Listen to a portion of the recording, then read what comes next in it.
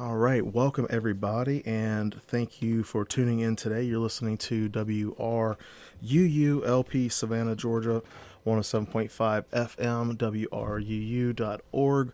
We are Savannah Soundings Community Radio with Global Soul. This is the Adam Messer Show, and I'm your host, Adam Messer. And I have a very special guest today. Matter of fact, for those of you tuning in, you may remember that we had him on last year, but for all of you fans out there, this is just a wonderful thing we got going on. So Tuesday is World Dracula Day, right? So everybody's heard of Dracula.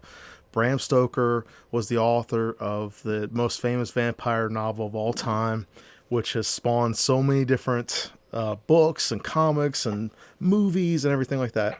And we are lucky enough to have Dacre Stoker, who is Bram Stoker's great grandnephew, with us today, live on the air. So welcome, Dacre. Thank you so much for coming back on the show with us. How are you? Adam, I'm doing great. We're all dealing with the different versions of the lockdown brought on by this pandemic. Yeah.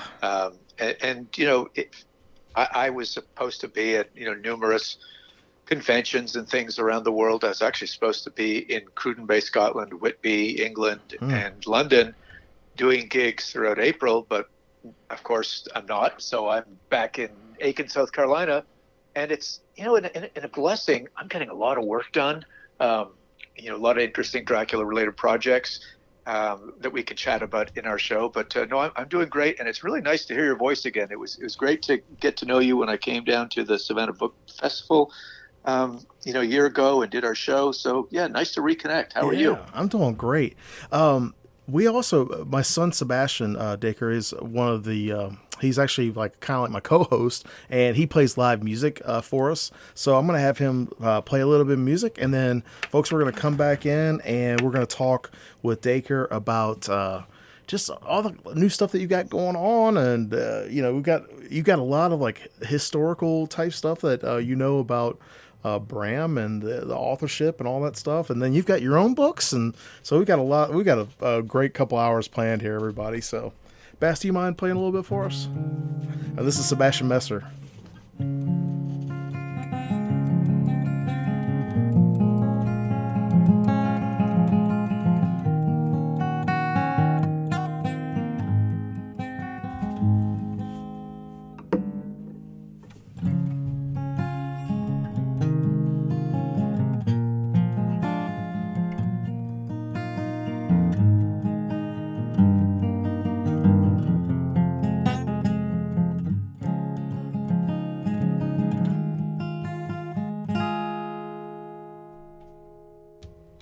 Thanks, Bass. That's awesome.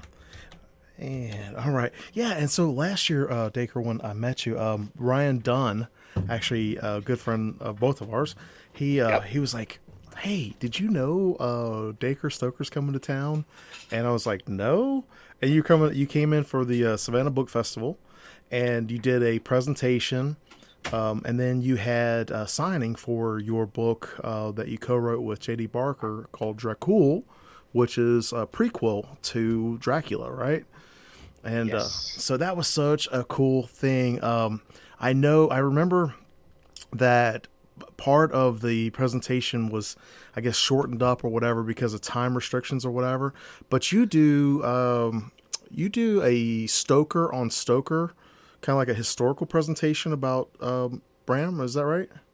Yeah, it actually it was one of these very surreal situations. First of all, I was really privileged to be invited as one of the invited guest authors to the Savannah Book Festival, which is highly acclaimed as far as authors go, around the country, if not the world. And I was really excited to be, almost in my own backyard, because I've been living here in Aiken, South Carolina since the early 90s. My parents have been down here since the 70s. So this is sort of, assimilated my home. Mm-hmm. And we're in the museum, and just I'm literally being introduced by one of the hosts, and the fire alarm goes off. Right. That's crazy. And I had been sort of pushing for I usually need about an hour and 15 minutes to get this material done, and I still go at a pretty fast pace. But when this fire alarm went off and we all had to evacuate, first of all, people looked at me and thought this was some sort of a marketing publicity stunt. Right. And having been a former teacher and quite used to fire drills, I had to say, no, folks, this is not a drill. We didn't make a joke of this. We need to evacuate the building. And we did, and I led people out the fire exit. Some of the people at the top of the auditorium went a different way. And then we all seemed to congregate outside, and we had no idea how long this was going to take. And nobody does until the sirens arrive and the policemen go in and firemen go in and check out the place. And one of the officials from the festival was hanging around with us, and quickly, Dacre, can you do this in 45 minutes? And now, can you do it in 40 minutes? Can you do it? Mm-hmm. What can you do? What's the fallback? And I said, well, number one, I really need a room that has a screen and projector, because, as you say, Adam, I've been doing Stoker on Stoker all over the world since the first book came out, and it's got really cool images of Bram's notes, Mm-hmm. some of the typescript, some of the different images that I found in archives all over the world that have given me insight into Bram's writing of his novel, and then how J.D. Barker and I wrote Dracul, and maps and all these interesting things that we need. And I love to share that with folks because I am very visual. Luckily, there was a false alarm, and we got to go back in the building. But needless to say, I didn't have my 55 minutes even. I had to really squeeze most of it into about 45 minutes, which didn't leave a great feeling to me, because the way I tell this is that it's a story and it has this great ending. Yeah. And I can tell you guys, and Adam, you know this, but how it ends is essentially one of the coolest mysteries in the world of the novel Dracula. Mm-hmm. And that is that the original ending of Dracula was supposed to involve a volcanic eruption. Yeah, I remember you were talking about that. Remember that? What? Yeah, and the reason I know that, and I'm not the only one that knows it, there have been a few other authors who've been lucky enough to be invited out to Paul Allen's his company. He's now passed away, but his company, Vulcan Industries, actually owns a number of really interesting manuscripts, and one of them is the Dracula typescript, meaning it's typed. And when JD and I were analyzing this, and I knew that I was looking for this because I'd heard about it, that within the last few pages of Dracula, one of them has all these lines crossing out blocks of text. And what I was looking for is what led up to that and what was actually cut out. And what's actually cut out is right after Jonathan Harker and Quincy Morris get control of the situation in the fight with the band of heroes against the gypsies, and Morris and Harker jump up onto the liter wagon and take the top off the crate and expose Count Dracula. The sun hasn't gone down yet, so Dracula hasn't got his powers. And Quincy Morris stabs the Count in the chest, and Harker slits his throat. And moments later, a volcano starts to erupt, and they're actually in the area where they are in Transylvania. Bram chose a old volcano. Mm-hmm. And we know that because he left notes behind, and those notes actually have lines of longitude and latitude, pinpointing this specific place. And a Dutch researcher, Hans de Roos, was the one that actually discovered this. I've actually been there to actually see it in person, which we'll get to a little bit later in your show, because it's a heck of a story. I'm so glad that you brought up Hans, because I actually have in my hand a copy of Power of Darkness. I picked it up from E-Shaver Booksellers. I had a copy I picked up last year after your presentation, and I gave it to Ryan Dunn, and I just picked up another copy of it. So that is kind of a neat segue. I'm glad that you brought up Hans, because the Powers of Darkness is the lost version of Dracula. It was basically Bram Stoker had the publishing rights outside of England, right? And Yeah. so he had this translated. Apparently, and I'm not sure if I'm saying it, but Valdemar Asmundsson. That's pretty close. Yep. Oh, It's an Icelandic newspaper editor as well as a publisher translator. Yeah. yeah, and so he translated the book, but he took a lot of writing liberties, and he pretty much wrote a different story, and then it took over 100 years to be rediscovered. And this book, you did the forward in it, and it's pretty interesting the entire history that you kind of mapped out here with it.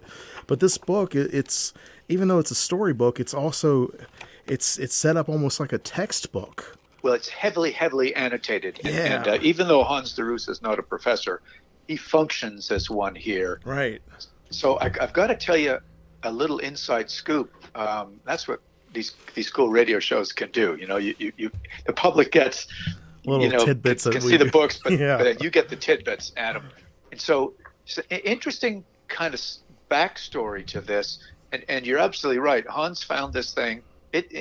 Many scholars have known that the Icelandic edition of Dracula was published in 1901. It's been sitting in different archives and in Iceland since '01. And what's amazing is nobody in Iceland who read the book had ever sort of popped up, even though they're somewhat isolated. It's not like it's a third world country and you don't have communication, and said, "Oh, by the way, we've got a different version of Dracula here, and it's got more blood and guts to it, and it's got some political things to it, and there's a little more sexuality to it." Like, nobody said anything. Right. Hans de Roos is the type of researcher that likes to find, the source of things, and he actually, we're quite close, and so he said, Dacre, are you aware of any manuscript that the family may have that shows the Icelandic version or the English translation that Bram may have sent over, because it's obviously very different than the typescript that I was just referring to that Paul Allen has, because it's a somewhat different story, which we'll talk about more just in a sec. And so I said, well, no, we've never, the family has some boxes of stuff, but there's nothing like that we have. But why don't you, let's get in touch with some Icelandic people that can maybe do some translating. So before he did that, he actually went to Google, and the way you can kind of cut and paste a paragraph in Google Translate. I don't know if you've ever done that. Yeah, Adam, but it's sort of cool. And it's, it's about 95% right or 90% right. And like Hans did that, sort of randomly throughout the story, and goes, Dacre, there's some very different stuff going on. And one of the other things I have done in my life is a sport called modern pentathlon, which is a whole nother story, all the way up to the Olympic level as a coach. And I had friends all over the world, different coaches and athletes. And I've got a very close friend in Denmark who married an Icelandic lady.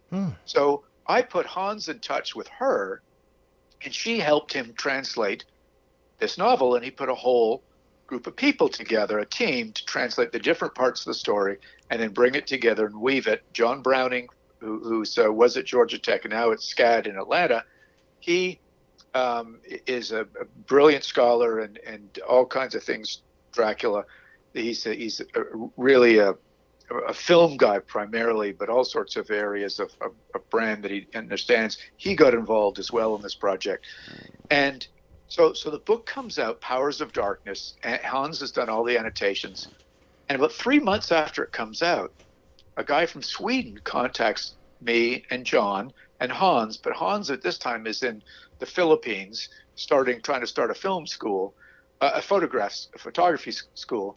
And so he says to us, guys, I've got the rest of the puzzle. It's not that Asmundsson changed the story too much. He might have taken some liberties, as many of them do in translation. So, and they do that to sort of make the story a little bit more understandable to the locals that are reading it. Right. But there was actually major gaps in this Icelandic version that nobody really understood why. Was it just an early draft that Bram did that he didn't do a very complete job at? Who knows? Well, this guy from Sweden, Rickard Berkhorn, actually found that this version was sent to Sweden first and serialized into 2 newspapers in Sweden a year before they ended up going to Iceland. What? And the reason why that happens, Adam, and I had to do some digging to figure this out, was that authors who were not native of a certain country had to serialize their novels before they could get copyright to publish them.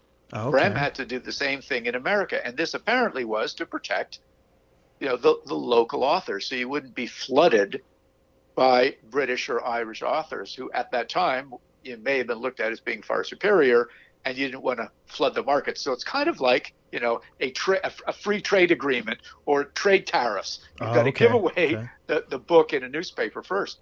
And so this Swedish fellow found the story that had made its way to Iceland, but the missing gaps. So really?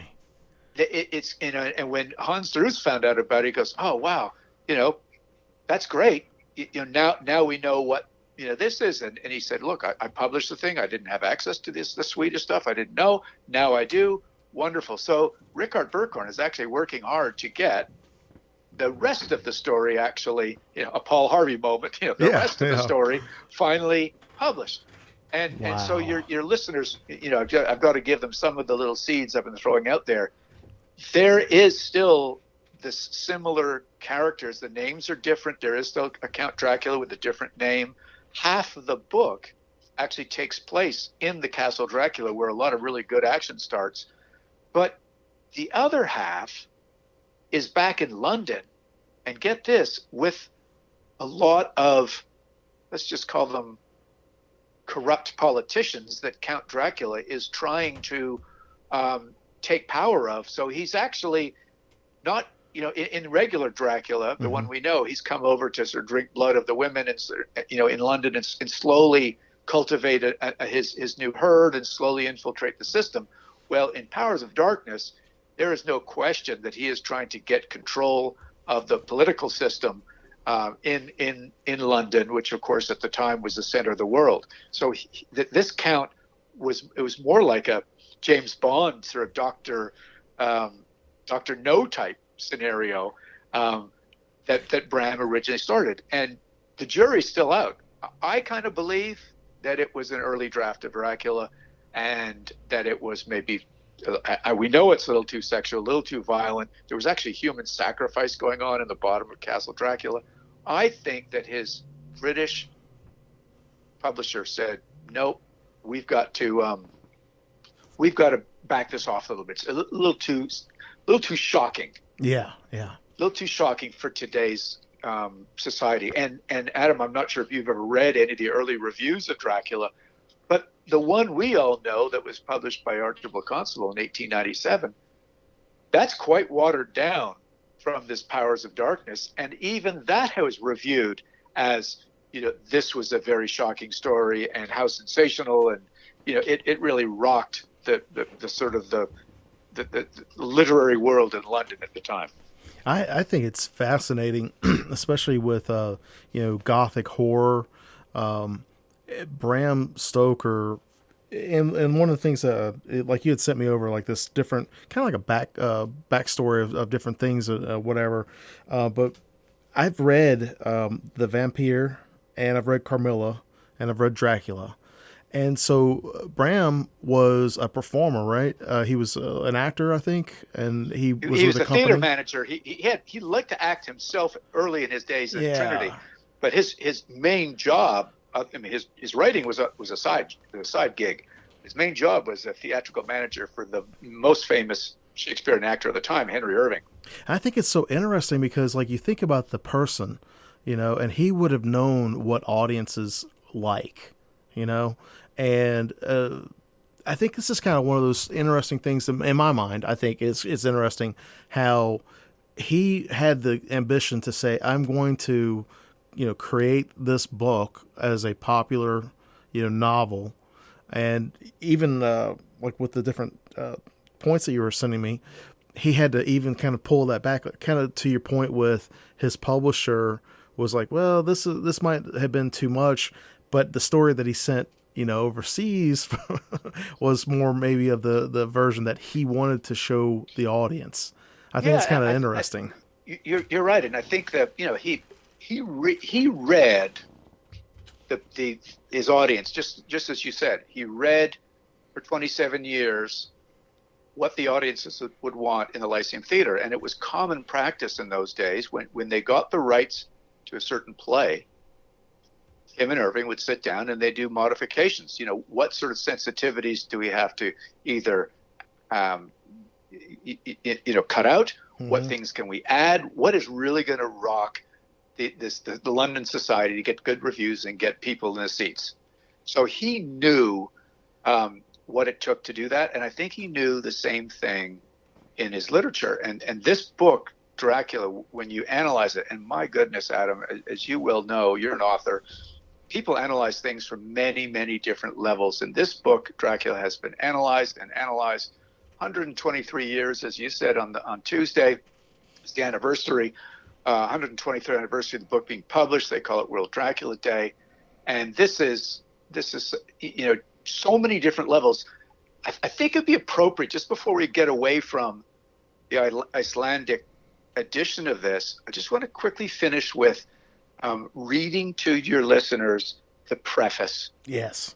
Because number one, there's a further provenance to it. It was actually discovered in 1989 by a British researcher called Richard Dalby. He found the preface of it, had it translated, but never felt that he needed to translate the rest of the book. And that's where Hans de Roos stepped in, 2015, I believe, that he actually did that. But talking about Bram Stoker knowing his audience in the theater and knowing his readers and what would get them fired up. So this is what he wrote, and it's surprisingly eerie how Bram is trying to convince the reader that this story is true. And the more you look at Dracula, and as I said, you look at it from many different angles, if you go through it and you see all the references to real people, real places, real events that happened, and Bram spent time in all those places, in Whitby, in London. He did not go to Romania, but he got a very, very good idea of Romania by reading books that he found in the London Library, which we'll talk about later. But so here we go. I'm going to read this preface, and as listeners here, just sort of imagine you're in 1897 in London, comfortable, but not so comfortable, because as Adam said, The Vampire had been written by John Polidori. Frankenstein had been out for 70 years or so. Carmilla by Joseph Sheridan Le Fanu had been out. So vampires were not invented in literature by Bram, but there were significant amount of scares and concern about vampires that have been around since the 1700s with the plagues and different diseases like cholera going through Europe and England itself, and people not quite comfortable that religion, which was normally their controlling factor, normally the place where people have these answers, these weird questions answered by higher powers. In this case, they kind of lost faith in religions that tell them why these people are mysteriously dying, these communicable diseases, when they didn't understand germ theory. So Bram had them where they wanted. He had them in his palm of his hand, and here's the preface to what was going to be the original Dracula, and it ended up in Sweden and then Iceland. The reader of the story will very soon understand how the events outlined in these pages have been gradually drawn together to make a logical whole. Apart from excising minor details which I consider unnecessary, I have let the people involved relate their experiences in their own way, but for obvious reasons I have changed the names of the people and places concerned. In all other respects, I leave the manuscript unaltered, in deference to the wishes of those who have considered it their duty to present it before the eyes of the public. I am quite convinced that there is no doubt whatever that the events here described really took place. However unbelievable and incomprehensible they might appear at first sight. And I am further convinced that they must always remain to some extent incomprehensible. although continuing research in psychology and natural sciences may, in years to come, give logical explanations of such strange happenings which, at present, neither scientists nor the secret police can understand. I state again that this mysterious tragedy which is here described is completely true in all its external respects, though naturally I have reached a different conclusion on certain points than those involved in the story. But the events are incontrovertible, and so many people know of them that they cannot be denied. This series of crimes has not yet passed from the memory, a series of crimes which appear to have originated from the same source, which at the same time created as much repugnancy in people everywhere as the murders of Jack the Ripper, which came into the story a little later. Various people's minds will go back to the remarkable group of foreigners who for many seasons together played a dazzling part in the life of the aristocracy here in London, and some will remember that one of them disappeared suddenly without an apparent reason, leaving no trace. All the people who have willingly or unwillingly played a part in this remarkable story are known generally and are well respected. Both Jonathan Harker and his wife, who was a woman of character, and Dr. Seward are my friends and have been so for many years. And I have never doubted they were telling the truth. And the highly respected scientist who appears here under a pseudonym will also be too famous all over the educated world for his real name, which I have not desired to specify, to be hidden from people, least of all those who have from experience learned to value and respect his genius and accomplishments, although they adhere to his views on life no more than I. But in our times, it ought to be clear to all serious thinking men, there are more things in heaven and earth than are dreamt of in your philosophy. Bram Stoker, London, 1898. I've read that, and I think it's amazing. I thoroughly enjoy the level of authenticity and realism that he had the foresight to think and say, hey, you know what? I want to make something and create something different, and new. And he wanted, like he had such a visual storytelling ability, that he encapsulated that and just grabbed the reader right from the beginning.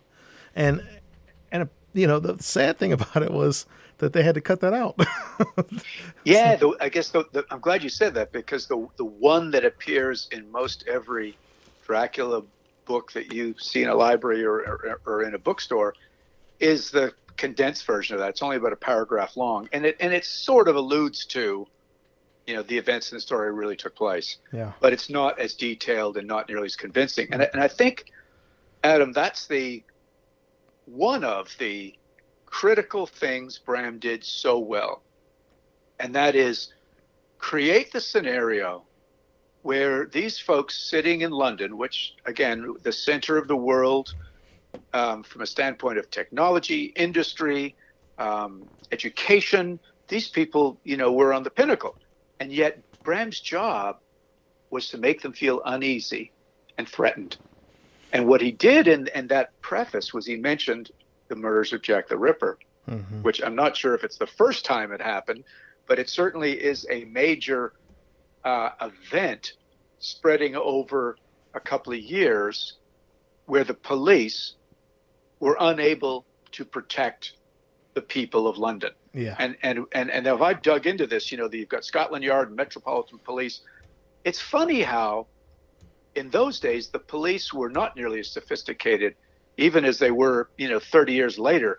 There was actually, rival kind of gangs that would gang up in the police and stop them. Church leaders would have churchmen who had more power than the police in certain parishes. So it wasn't like there was a group of people that could unequivocally protect the high society or anybody in London.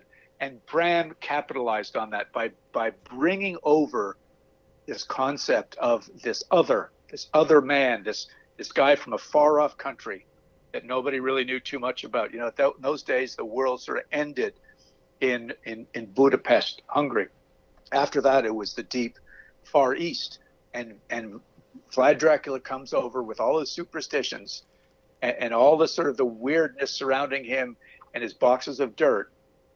And what we've got is the scientific minds of Dr. Seward, the aristocracy of Homewood, and the lawyer, the legal system in Harker, and the new woman in Mina, and the floozy lady in Lucy. You know, these are sort of trying to apply to stop this guy. No police do. And I think that's a comment Bram is saying. Look, if the police can't stop Ripper, he sure as heck is not going to be able to stop Dracula. Well, you know, something else, too, that I just was thinking about while you were talking was Sherlock Holmes, right? Yep. I just pulled up the wiki of Sherlock Holmes, but I was thinking it was around the same time, and it says first appearing in print in 1887, A Study in the Scarlet. The character's popularity became widespread as the first series of short stories in the Strand magazine, beginning with The Scandal of Bohemia.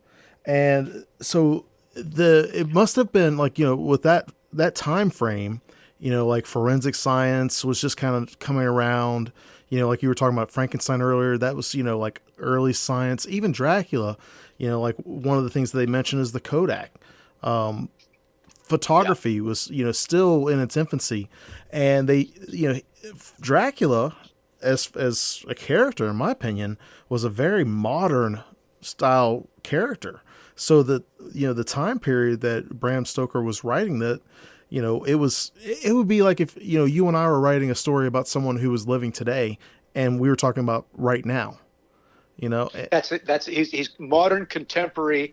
Well, of course, this is a vampire who really doesn't age too much. But the challenge that Bram had to deal with was how do you depict the history and the mindset of this vampire who is immortal, but he's being introduced into London society at a critical part of, as they say, the end of the century, the end of the 1800s. Mm-hmm. There was incredible changes going on. Darwin had just published in 1859 The Origin of the Species, which rocked the scientific world like crazy. Yeah. You mentioned the Kodak. There was also many other technological advancements, from electricity. Mm-hmm. They're, you know, being introduced into street lighting and theaters that Bram would have been very well aware of instead of gas lighting. There was the recording phonograph that was utilized in the novel. Of course, telegrams and telegraphs. There was the searchlight, was brand new, the Edison searchlight that was used in Whitby to help the ships come in during storms. Again, used in the novel.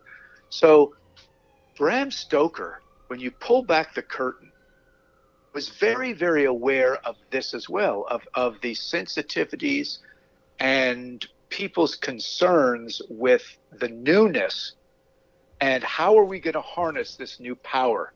How are we going to make sure it's not going to, you know, blow up in our face, mm-hmm. while you have, as you just say, this vampire kind of rolling into town in a mysterious way, and what actual powers, the supernatural power, does he have? And one way of looking at this is they had to bring in Brand of Heroes.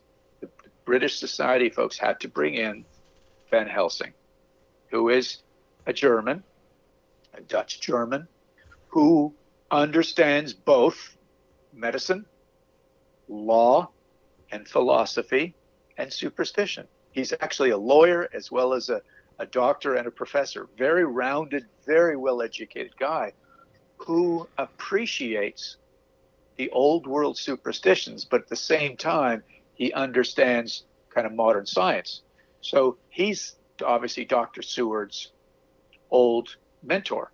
And so they butt heads from time to time about, well, if modern science can't explain why Lucy is losing all this blood, you're going to have to rely upon my understanding of superstition to tell you there is a vampire doing this. Yeah. That's a short version of it. But yeah, where were we? I'm sorry. Well, I was thinking, you know, it's so easy for us to be dismissive of the past, right?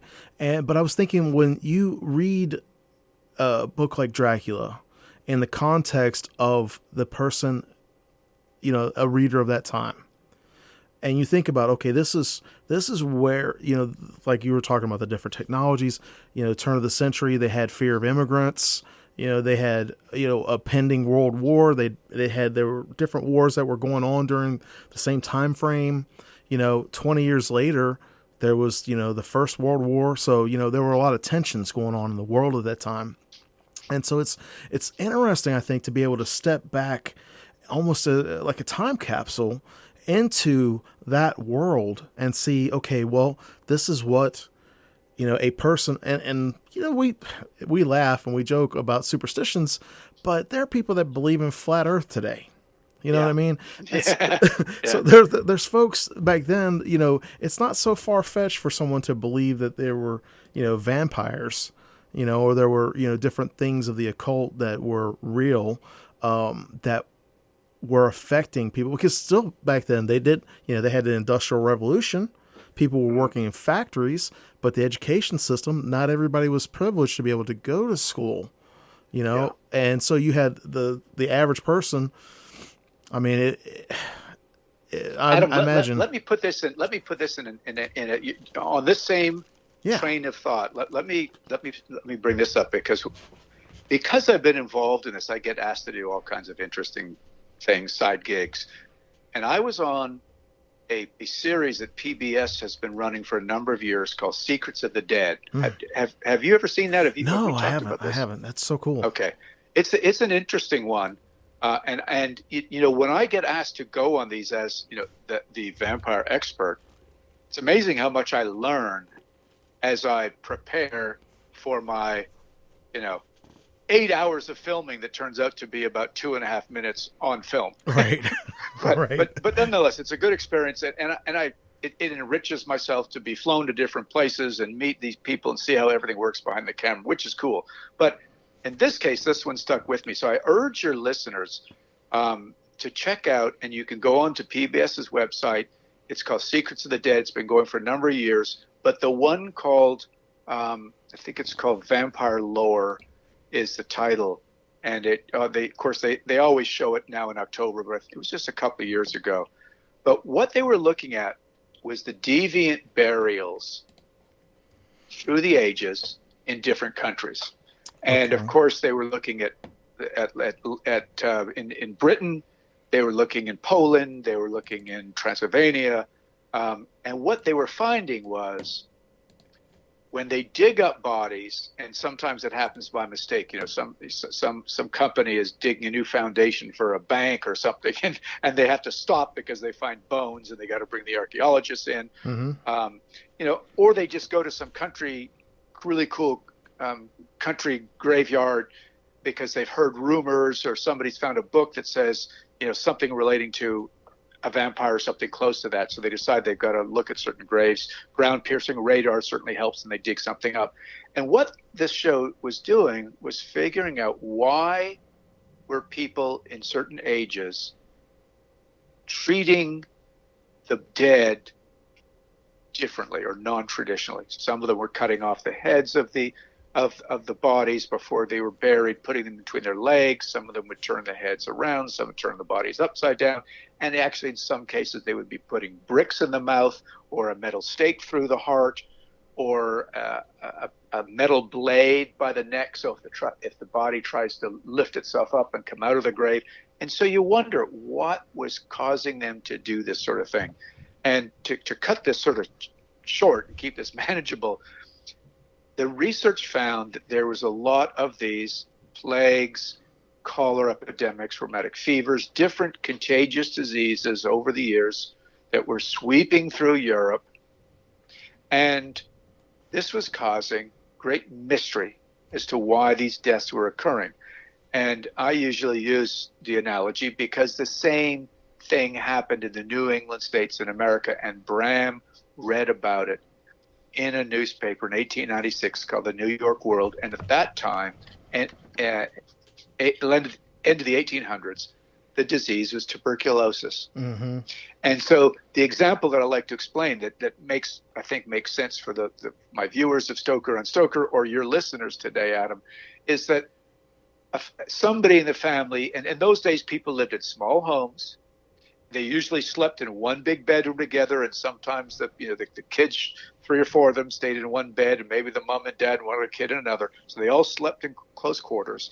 And much like we're dealing with today with the coronavirus, the water droplets from our coughing, from our sneezing, from our singing, from our talking, those things get into somebody else's air passages, and it's all over. And what these folks is, they wouldn't understand that. Why is little Johnny sick? Dad was sick. Why is now Johnny got it? So let's just say, for example, Dad gets sick and he has a quick decline, 2 or 3 days. But not only is it's not very pleasant, because with tuberculosis, your lungs, you're wasting away your body, you're kind of shriveling up, your lungs are on fire, you're coughing up blood, you get super fevers, you're hallucinating. And so all of these things, the survivors are looking at this as going, this is the power of the devil taking over. This is some supernatural forces now got Dad. And he dies, and so they wrap him in a shroud and put him in a grave. And then 2 or 3 days later, little Johnny gets it. Immediately, they think that this is unnatural situation. It's not a death that God has sanctioned. It's not a good reason why, and he's not at rest. He's not resting in peace, and so his soul or his spirit is restless, and it comes out of the ground, and it's taking the life out of somebody else, and it's usually somebody in the family, obviously, because the contagion is within the family. So little Johnny gets sick, and they think that his life force is being taken from him, and sure enough, if little Johnny coughs up blood, then they're going to say, look, there's blood over him. Dad must be taking his blood. Dad's trying to relive again.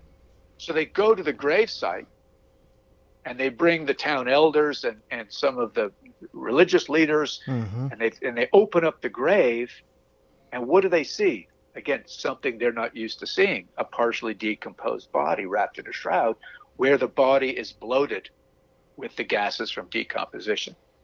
Or their fingernails were longer, or their hair was longer, or their mouth was open when it was like shut before. And it's gross, but the blood stuff around the shroud makes it look like, and they say this in the film, the lady says, because they actually try this on a pig just to see, what a pig's biology, which is a lot like a human's, but it does, and she says it looks like he's had a messy meal of blood. And that's what they think was causing little Johnny to die. So they stake the guy. Or they cut his heart out, any of the rituals that these people believed. The heart comes out, they go to a crossroad, they cook it on a fire, and they make sort of a ash-type porridge with it, and they feed it to the others in the family. And so for some strange reason, some of them survive, and they're reinforced that this crazy potion has done its job. And that's the Reader's Digest version of what Bram Stoker was aware of, and therefore how he could capitalize on the myth of the vampire being connected to both fiction and reality. And that actually brings up a good segue, because he was very sickly as a child, right? Yes. And a lot about that. Let me just do a station ID. Everybody, you're listening to WRUU LP Savannah, Georgia, 107.5 FM, WRUU.org. We are Savannah Soundings Community Radio with Global Soul. This is the Adam Messer Show, and my special guest today is Dacre Stoker, who is the great-grandnephew of Bram Stoker, the famous author of Dracula. And Dacre, you are a renowned author in your own right. As you've done a lot of things in your life, but you have this passion for not only the fictional value of Dracula and Bram's work, but also the historical context of the person and the time, and the factors, all the social, political, economic factors, religious factors that went into his world. We've been talking about that, but could you tell, and I know that you've shared this a lot with other, your Stoker on Stoker, but could you tell like the kind of like condensed version of, because I think this is like a factor that would have gone into, his thinking, remembering being a sickly child and all these, kind of crazy different treatments that they would have done, So could you tell us a little bit more about that? Well, Yeah, let's think of it from this perspective. Adam, both you and I are authors, all right? Yeah. Wonder if there's any authors who are listening, or people that, musicians, painters, artists in general, where do you get your inspirations? A lot of early inspiration comes from experiences you've had. Yes. Things you've seen. Yes. Other music you like, other books, personalized things. And then at a certain stage, that becomes, it could be 50% of who you are as a artist, singer, musician, whatever. And then you decide to go into an area and say, oh, well, I'm going to write in technical manuals, or I'm going to write about humor. And so you go and research this stuff. In Bram Stoker's case, what I honestly believe, Adam, is that his early kind of dark sense of imagination was affected by a couple of things. One is the fact that he was born in Dublin, Ireland, during what they call the year Black 47, when the country was just getting over potato famines, cholera epidemics. There was a lot of people dying in the streets, a lot of disease, a lot of poverty, people coming from the countrysides, coming to soup kitchens. He would have looked out his window in Clontarf, which is a suburb of Dublin, and seen, some really horrific stuff. Almost like today we talk about a zombie walk. Yeah. Which is really kind of sad. But to make it even worse, Bram himself was a sickly kid for the first 7 years of his life. We don't really know why. We don't really know what caused it.